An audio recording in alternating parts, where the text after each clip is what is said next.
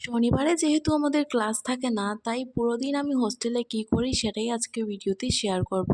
ঘুম থেকে উঠে ব্রাশ কমপ্লিট করে ব্রেকফাস্ট করে নিলাম। তারপর ব্রেকফাস্ট কমপ্লিট করে একটু পড়তে বসেছিলাম। উঠতে, উঠতে আমার প্রায় 12:30 বেজে গেছে। তখন এর আগের দিন আমরা কামরেঙ্গা আর কুলবড়ই না বড়ই পেড়েছিলাম হোস্টেল থেকে। আমাদের কলেজে অনেকটা গাছ আছে, সেখান থেকে আমি আর বান্ধবী মিলে পেড়েছিলাম। ৪ টা পেড়েছিলাম, বান্ধবীকে ২ টা নিয়েছে আর আমি ২ টা।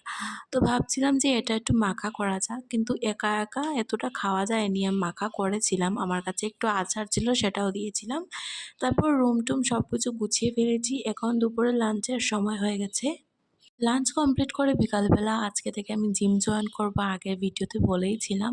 তো জিমে গেছিলাম। জিম থেকে আসার পর ফ্রেশ ট্রেশ হয়ে সন্ধ্যার সময় একটু টিফিন করলাম।